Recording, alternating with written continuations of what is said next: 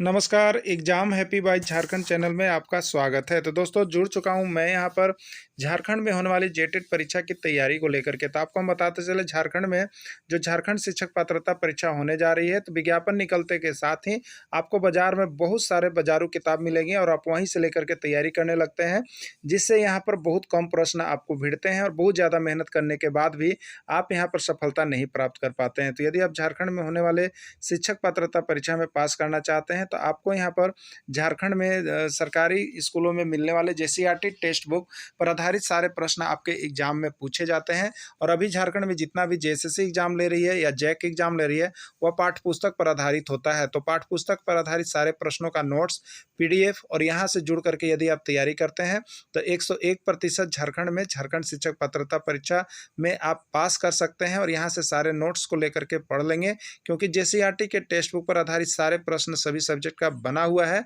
और साथ में यहाँ पर जो है आपको उसका ट्रिकी भी नोट्स दिया जा रहा है। तो यदि आप झारखंड में झारखंड शिक्षक पात्रता परीक्षा या झारखंड सहायक आचार्य परीक्षा किसी की भी तैयारी करना चाहते हैं, तो आप यहाँ पर जुड़े हुए जेसीईआरटी टेक्स्ट बुक के माध्यम से सारी तैयारी कर सकते हैं, सारे नोट्स ले सकते हैं। वो भी सिर्फ और सिर्फ एक पेपर की तैयारी 1000 रुपये में और दोनों पेपर की तैयारी 1500 रुपये में लाइफ टाइम के लिए करवाई जा रही है।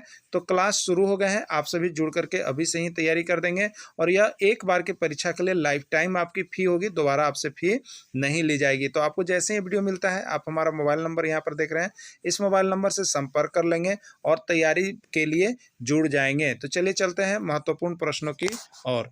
कूट वंश की स्थापना किसने की? दंती दुर्ग, अमोघवर्ष, कृष्ण प्रथम या गोविंद तृतीय? तो देखिए, हम आपके लिए यहाँ पर जेसीईआरटी एनसीईआरटी टेक्स्ट बुक का पूरा कंप्लीट नोट्स मटेरियल लेकर के यहाँ पर आपको हम तैयारी करते हैं, जो कि हैंड रिटेन नोट्स आपका होगा।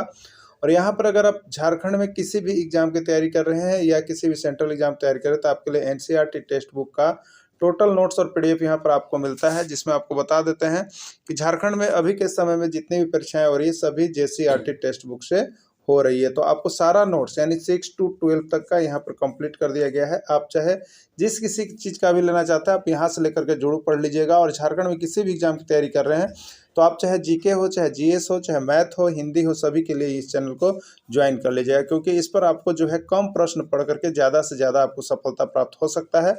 और यहाँ पर जो है उसका डीपली आपको चैप्टर वाइज नोट्स भी तैयार कर दिया गया है सभी सब्जेक्ट का, तो आप यहाँ से जरूर प्राप्त कर लेंगे। तो चलिए, राष्ट्रकूट वंश की स्थापना किसने की? तो इसका राइट आंसर हो जाएगा दंती दुर्ग। यानी दंती दुर्ग जो थे वो राष्ट्रकूट के संस्थापक थे। प्रश्न आपका झारखंड के एग्जाम में पूछ दिए गए हैं और आपका झारखंड की किताब से ही है। दंती दुर्ग ने अपनी राजधानी कहाँ बनाई थी? जो दंती दुर्ग है वे अपनी राजधानी कहाँ बनाए थे? रानीखेत, मान्यखेत, कजाखेत या कोई नहीं? तो दंती दुर्ग की राजधानी जो थी वो आपका मान्यखेत में थी। कहाँ बनाए हुए थे? मान्यखेत बनाए हुए थे। दंती दुर्ग ने कौन कौन सी उपाधि धारण किया? देखिए, बहुत ही एमवीआई क्वेश्चन है और झारखंड में अब तक के एग्जाम में 3 बार पूछा गया, ठीक है।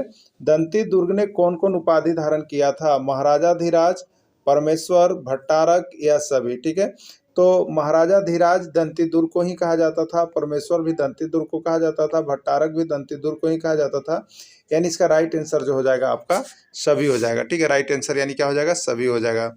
पाल वंश का स्थापना किसने किया? पाल वंश का स्थापना किसने किया? धर्मपाल ने, देवपाल ने, गोपाल ने या कोई नहीं? ठीक है, तो पाल वंश का जो संस्थापक था वो आपका कौन था? गोपाल थे, ठीक है। पाल वंश का संस्थापक गोपाल, याद रखिएगा, पाल से गोपाल, यानी पालने वाला कौन थे? गोपाल थे। तो पाल वंश का संस्थापक जो थे वो आपका गोपाल थे, एकदम बहुत बार। और ये एमवीआई प्रश्न, ये भी आपका पूछा गया प्रश्न है आपके झारखंड के परीक्षा में। अगला है, पाल वंश के शासक किस धर्म को मानते थे? जो पाल वंश थे उसके शासक लोग किस धर्म के अनुयायी थे? जैन धर्म, बौद्ध धर्म, ईसाई धर्म या कोई नहीं? तो पाल वंश के जो संस्थापक थे वे मानते थे आपको बौद्ध धर्म को। किस धर्म को ज़्यादा मानते थे? बौद्ध धर्म को पाल वंश के संस्थापक ज़्यादा मानते थे। याद रखिएगा, पाल वंश के संस्थापक बौद्ध धर्म को मानते थे। गुर्जर प्रतिहार साम्राज्य का संस्थापक माना जाता है। गुर्जर प्रतिहार साम्राज्य का संस्थापक माना जाता है किसको? बीरेश को, करेश को, हरिचंद्र को, मूलचंद्र को? किसको माना जाता है? तो गुर्जर प्रतिहार जो साम्राज्य हुआ ये आपका, उसका संस्थापक जो है हरिचंद्र थे। कौन थे? गुर्जर प्रतिहार साम्राज्य हरिचंद्र थे। जेएसएससी की एग्जाम में एक बार आपको आया हुआ है। चोल वंश का संस्थापक कौन था? चोल वंश का संस्थापक अस्ताचल, विजयालय, परासिलक्रम या कोई नहीं। ठीक है, तो चोल वंश का जो संस्थापक था वो कौन था? विजयालय था। चोल वंश का संस्थापक कौन था आपका? विजयालय था। ये भी प्रश्न पूछे गए हैं। चोल वंश के राजाओं में सबसे शक्तिशाली किसको माना जाता है? कृष्णराज प्रथम, कृष्णराज द्वितीय, राजराज प्रथम या सभी? तो इसका राइट आंसर हो जाएगा राजराज प्रथम। अगला है, राजराजेश्वर या बृहदेश्वर मंदिर का निर्माण किसके द्वारा करवाया गया है? राजराजेश्वर या बृहदेश्वर मंदिर का निर्माण किसके द्वारा करवाया गया, आपको बताना है। ठीक है, देखिए ये बहुत ही एमबीबीआई प्रश्न है। झारखंड के एग्जाम में 3 बार ये पूछा गया है। राजराजेश्वर मंदिर पूछ दे या बृहदेश्वर मंदिर, दोनों का नाम है, तो कभी राजराजेश्वर पूछा गया है, कभी बृहदेश्वर पूछा गया है। ठीक है, तो इसका जो राजराजेश्वर या बृहदेश्वर मंदिर है उसका जो निर्माण जो है वो राजराज के द्वारा करवाया गया है। ठीक है, किसके द्वारा करवाया गया है? राजराज के द्वारा करवाया गया है, और उन्हीं के नाम पर इस मंदिर का नाम पड़ा है। देखिए इसमें यह भी पूछा गया है, तो बृहदेश्वर मंदिर का निर्माण तंजौर में करवाया गया है। ये भी प्रश्न आपका आए हुए हैं कि राजराजेश्वर मंदिर या बृहदेश्वर मंदिर का निर्माण कहाँ करवाया गया है, ये भी प्रश्न आए हुए थे। तो ये तंजौर में करवाया गया है। और यह किस शैली का विशिष्ट उदाहरण है, ये भी पूछा गया है। तो यह द्रविड़ शैली का विशिष्ट उदाहरण है। नटराज की मूर्तियां किस धातु की बनी हुई है? नटराज की मूर्तियां किस धातु की बनी हुई है? सोना, चांदी, तांबा या कांसा? ठीक है, तो जो यह नटराज की मूर्तियां जो विश्व विख्यात है वो आपको यहाँ पर कांसे की बनी हुई है। किस धातु की बनी हुई है? कांसा धातु की बनी हुई है। प्रश्न आए हुए हैं, इसलिए इसको जरूर याद रख लीजिएगा, नटराज की मूर्तियां किस धातु की बनी हुई है। तो देखिए ये आपका जो था यहाँ पर आपको देख लीजिए, क्लास 7 का एक्सरसाइज 2 का था, इतिहास सेक्शन का।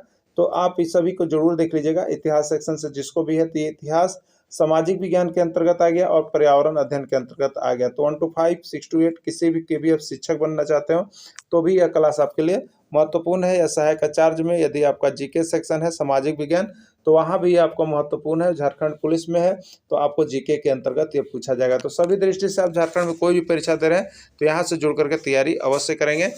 मोबाइल नंबर दिया गया है, देख करने के बाद आप यहाँ से जरूर नोट्स परचेज कर लीजिएगा। वीडियो के अंत तक जुड़े रहें, इसके लिए आप सभी को बहुत बहुत धन्यवाद।